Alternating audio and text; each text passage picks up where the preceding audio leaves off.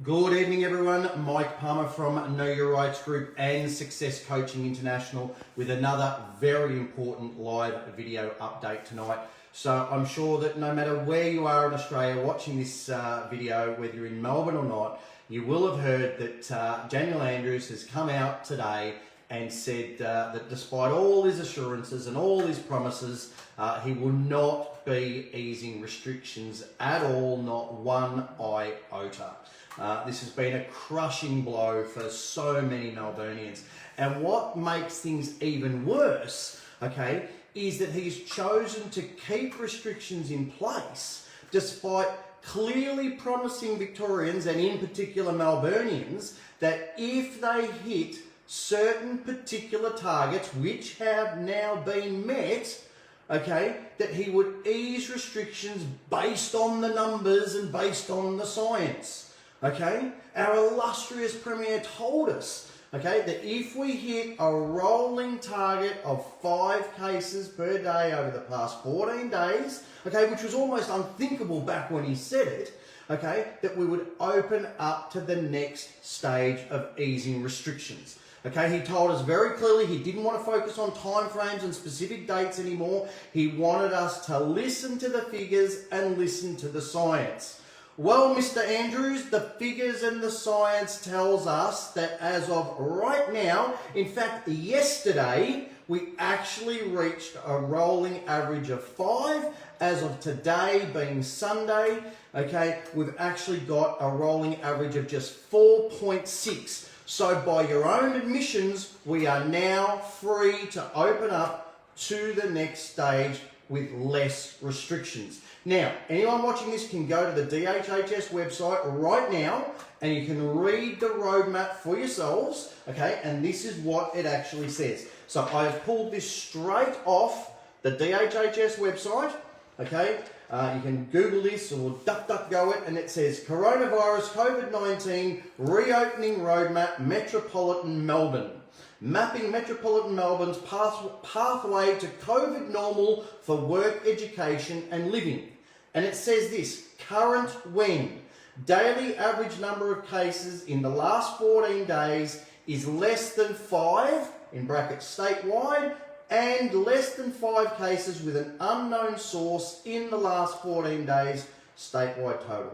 The number of cases must be low enough to move to the next step. This is the trigger point for the public health review, okay? And then it lists all the restrictions that will be eased when that happens, okay? Now, we have, as I said, we've reached those targets and still these restrictions are in place. Now, again, you can confirm this for yourself. You can you can see the web address there.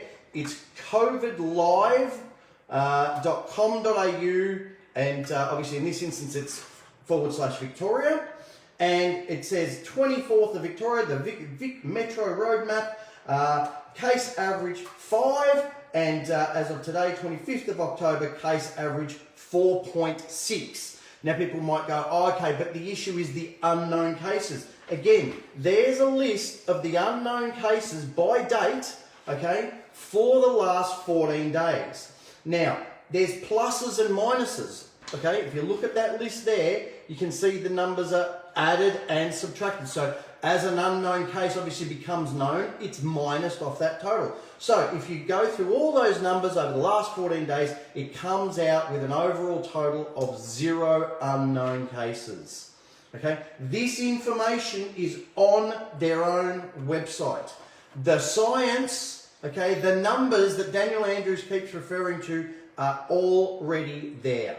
Okay, now Andrews cannot just chop and change things on a whim to suit himself. Okay, that is not leadership, that is absolute madness, and it needs to stop. Okay, as I've said on previous videos before, there needs to be certainty and uniformity in the application of the law, otherwise it's meaningless. Okay, to say that restrictions will be eased, okay, when we hit a set of predetermined targets and then just change that because of some other variable, oh, we're waiting on these other 1,000 tests, that they knew was a possibility all along, is simply unacceptable.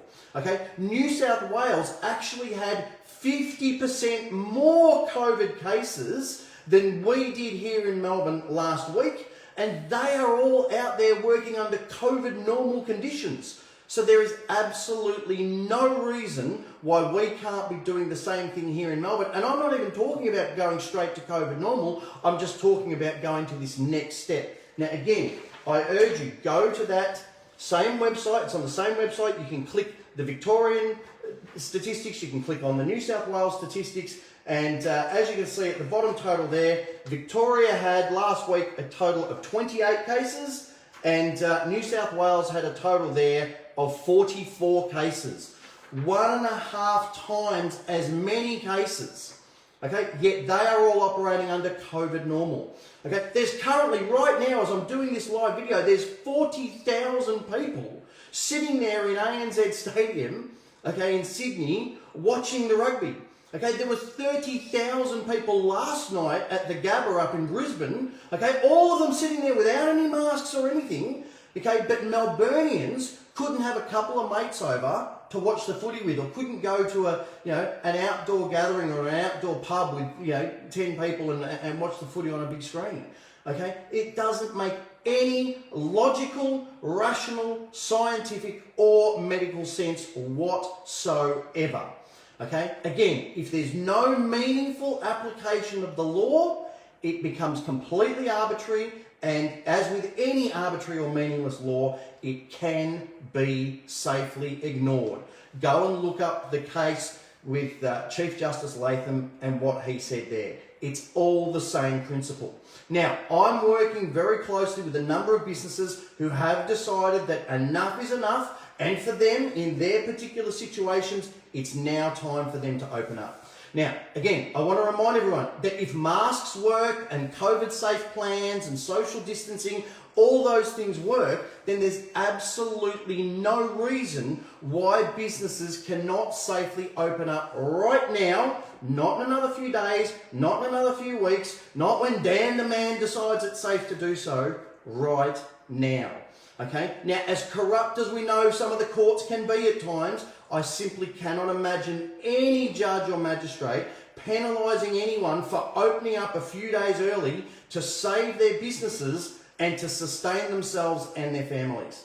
Okay, remember, we all have a God-given right to sustain ourselves. Now, this maniac Andrews is now in breach of so many fundamental human rights that it's absolutely beyond a joke, and it's time for us to take our lives back into our own hands, because he can simply no longer be trusted to do what he says he will.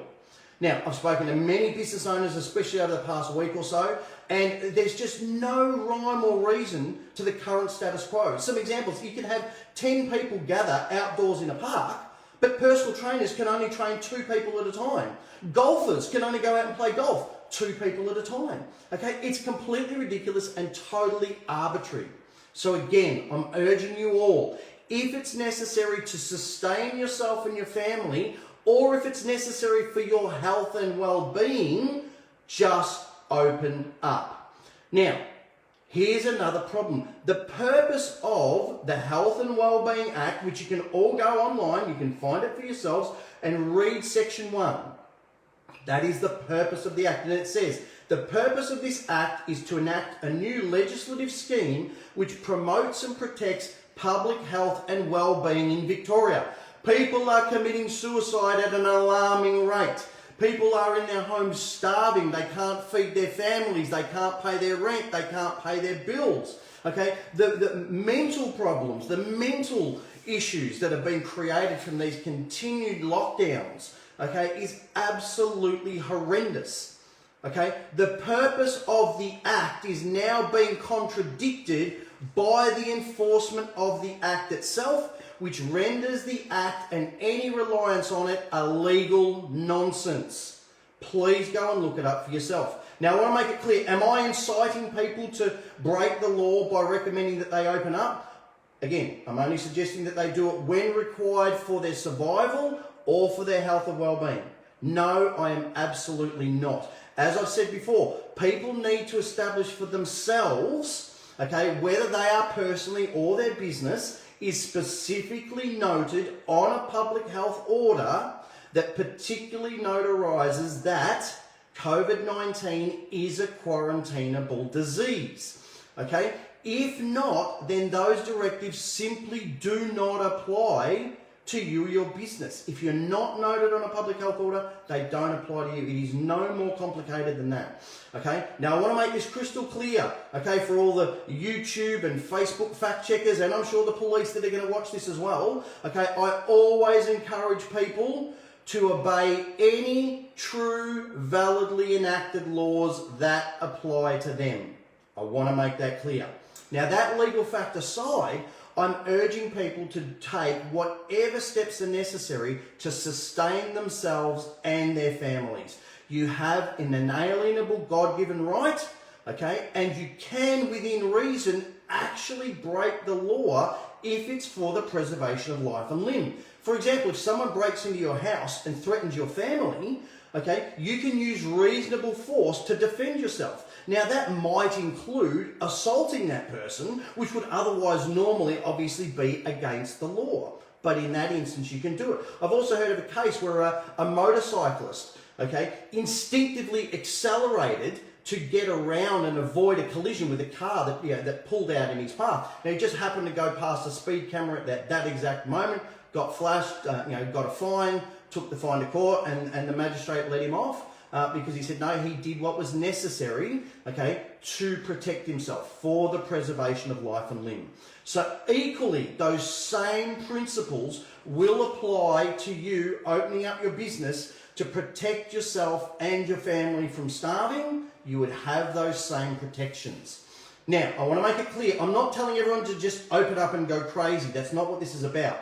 But if you have a legitimate need to open up, and you can do so with a COVID-safe plan, and you can take precautions, okay, to protect yourself and your customers, I don't believe that there is a court in the land that would punish or penalise you for doing that, okay?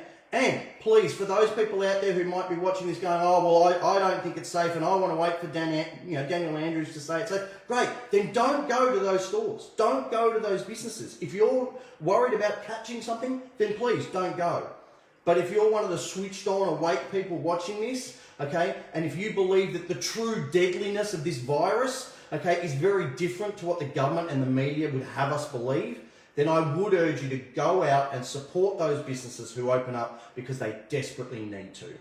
Okay, now we've spent many months urging people to write in my will letters, things like that. We've urged people to write in and ask various questions, such as requesting proof, whether or not they are subject to a public health order that nominates them or their business and specifically notes COVID-19 as a quarantinable disease.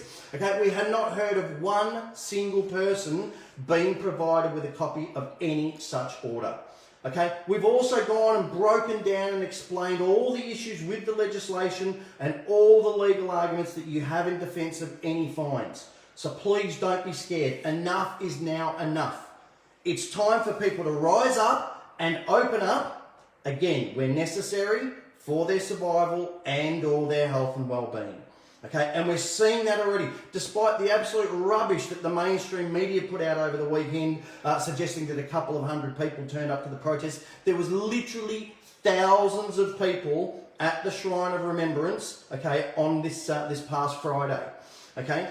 And despite the police trying to rely on this obscure legislation, the Shrine of Remembrance Act 1978, which, mind you, was purportedly enacted in 1978, which of course is after Unidroit and this fictitious Queen of Australia, which came in 1973. So the act is invalid anyway, okay? But even though they were relying on that obscure legislation to try and issue fines, okay, there was only 61 fines handed out of the thousands of people that attended, okay? And of course, each of those fines can be very easily challenged using that three-step process in the Aussie Speeding Fines book, which we've covered before, and of course the overall arching principles, the Constitution, all those arguments that we cover, of course, in our ebook. So please, If any of this comes down to you being worried about fines, let that be the furthest thing from your mind. Okay, this is not the time to be worrying about fines. This is the time to be standing up for yourself and standing up for your rights. Okay, now another beautiful thing that we noticed at the protests over Friday was there are so many people who've now chosen to take off their ridiculous, worthless paper masks and stand there and show a clear sign to the authorities that they will no longer be muzzled. Okay, they will no longer be silenced. Okay, and that is just fantastic to see. It still absolutely astounds me, okay, and a few people that I know personally as well, that very intelligent, successful, switched on people still choose to wear a mask despite the overwhelming evidence, okay, that shows that especially these, ridiculous flimsy paper masks, okay, are actually causing people to suffer significant health issues. Okay, dizziness, shortness of breath, and a whole lot of other complications.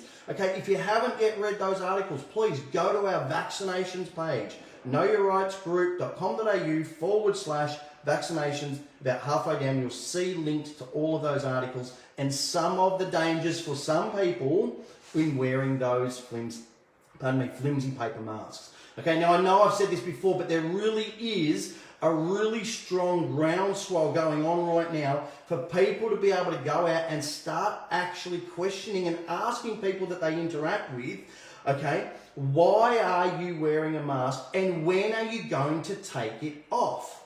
Okay, now, especially considering that Victoria is the only state where it's mandatory, and again, as I mentioned just before, in New South Wales, they had 50% more cases than we did in Victoria last week, and still, masks are not mandatory there. So if people respond with, I'll take it off when the Premier says so, just ask them, okay, do they always do as they're told, or do they actually make some decisions for themselves in their lives? Okay, see what sort of response you get. Okay, now thankfully the good news is I have seen a lot more people out and about in the general public, okay, without a mask, and as honest as I'm standing here right now, my partner and I went for a walk around the block just this afternoon. We're walking down the street and a police car came driving up the other way. And here we go. And they slowed down and put down the window and, have you guys got your mask? And I literally just held up my inhaler and just waved and she goes, you get asthma? Yeah, no worries. And I just kept walking. I didn't even slow down, just kept walking and she drove off. Okay, so a lot more of the police and the so-called authorities are waking up to this and they're being nowhere near as strict with this stuff. So I urge you, now is the time, okay, to, remove the muzzle, okay, speak freely, smile at one another, okay, and do it safely as they're managing to do with these, similar numbers, some other states even more, but without any masks at all. Okay, so I want to finish off because a lot of clients have come to me and said, but Mike, I feel powerless, I feel really helpless at the moment, and that's because so many people are still giving away their power to these so-called authorities. Okay, you wouldn't go and get, financial advice from someone you didn't trust. You wouldn't go and ask help from someone that you didn't trust.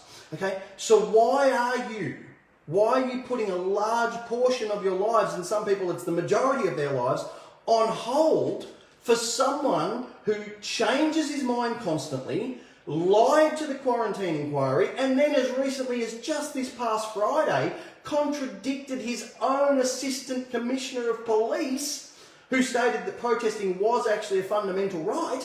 Okay, this guy, Dan Andrews, can no longer be trusted.